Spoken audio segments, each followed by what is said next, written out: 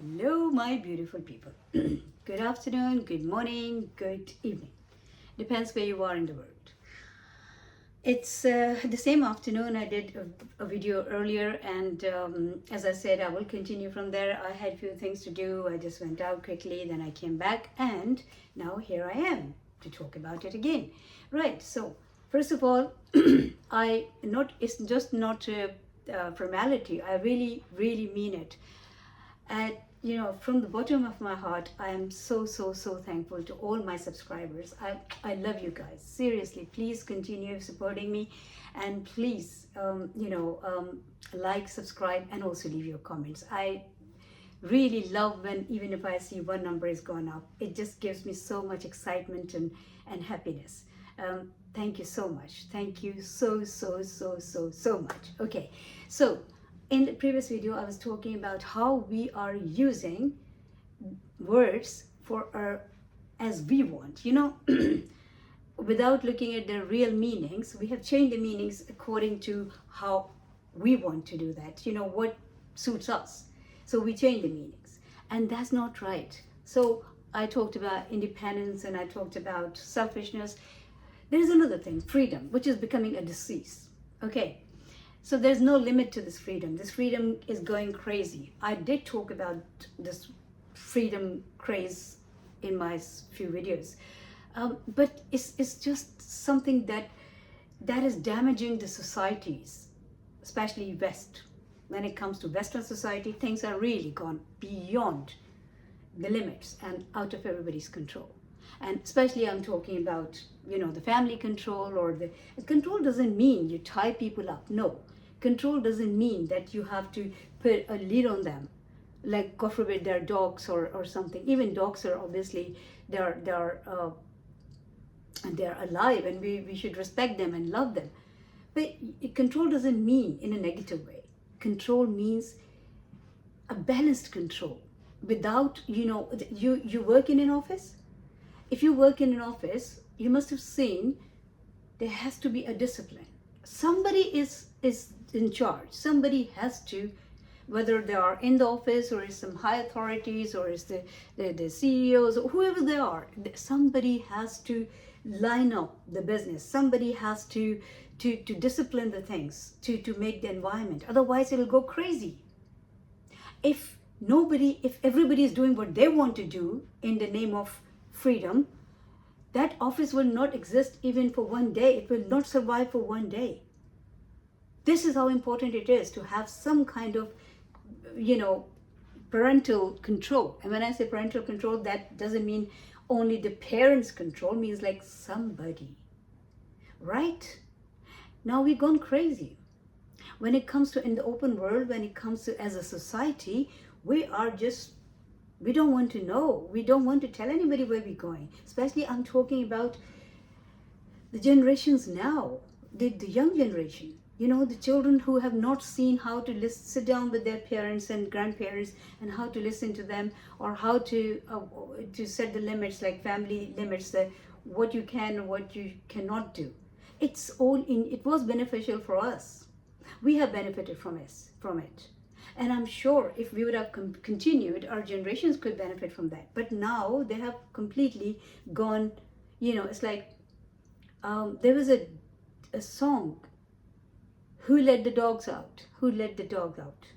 Who? I remember that. But when you look at the humans today, it feels like, who's let them out? Where is somebody who can tell them? And especially when you see them going crazy, drunk, running around, no age limit. God knows how they're buying all these cigarettes and the other stuff, and you see them on the roads doing all that, you see them outside the supermarkets. Who's buying all that alcohol for them? I saw youngsters, very young children. They were not children, but they must be like in their very early teens. And I saw them drinking and drunk and rude. So where were the parents? Well, parents are not here only to blame. It's the system. The system is here to blame, because system has tied parents' hands up. As a parent, I experienced that. But I did not lose the control, because I decided to change the environment, to not to keep my children at in their delicate years in the environment where there's no control or where I lose the control. As a parent, obviously we want the best for our children. But the parents who are living in a society where the system has the control but parents have no control, that society obviously is those children, they know parents can't do anything. And it's not really it's not being beneficial in any way, shape or form for those children and the coming generations. So anyway, what I'm saying is this freedom has no limits now. The freedom of speech is gone beyond. They're not even bothered to choose the words. They don't care what comes to their mouth, they just spit out.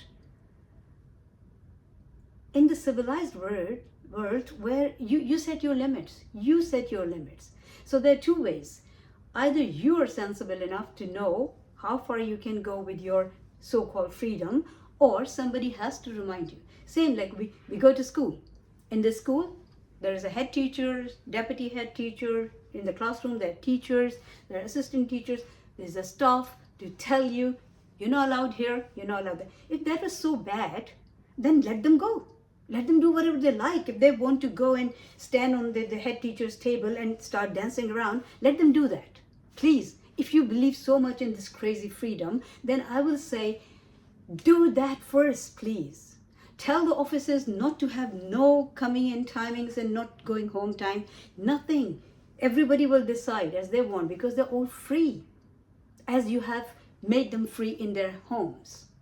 As you have told them, it's really, I find it hypocrisy. Seriously. I'll call this as hypocrisy. Because in the system, it's like, oh, it's your parents and families and all that stuff. But on the other hand, there's no control. Parents can't do nothing. They're like puppets. A 12-year-old child can say, oh, I will go and call social services and tell them whatever, because if they get upset with you. And they can get away. Well, they don't know, they're not getting away. They're actually inviting a huge trouble for themselves. But they don't know. They think like they will get, escape from their parents. Nobody in the world can love you as much as your parents do. The parents can be wrong. It's not like all the parents are always right. No, we are all humans. But they are the first people who will feel for you. No systems employs nobody else. They might be your well-wishers, but they cannot feel for you. So please, have some trust in your parents. Now in today's society, even if a dentist calls, dentist appointment is not something like we're discussing a bank account. No, but separation. I can't believe it. The dentist doesn't want to tell you what time your child's appointment is if your child is over 18. What will you achieve by doing this? Why? And the child in the child's head, you're actually injecting all this time that you are separate.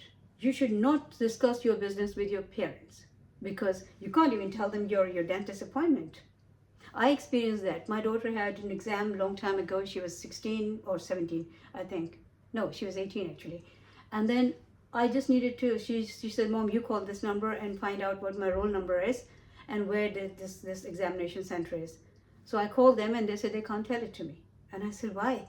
And they said, no, because she's over 18, so we have to, or she was turning 18, I think. So yeah, so we have to tell her. Weird, seriously. It's really weird because parents have lost they really have lost their respect. And in the society, any society cannot survive without having respect. So first you've taken the respect away for the parents. Now there's no respect in general for anything. You can see children running around on the trains. And mothers, they're some of them actually are extra careful. They can't even hold their arm and say, sit here. My mom used to even give me a couple of good ones because she was not in a Western society. She was like, hey, come here. That's why we did not get involved with drugs. That's why we were not running around at the age of 12, on the roads. That's why we were not smoking at very early age. And we were still respectful to our parents even after having our own children. And that still continues. So basically what I'm saying is, please guys, don't misuse these words. These words meant something else, and they were doing very well at that time. Now whatever you have changed their meanings to for your own benefit or for your own, perception, it's not doing any good to the society, and it's not really helping the environment, because it's sad when I see young people behaving the way they're behaving.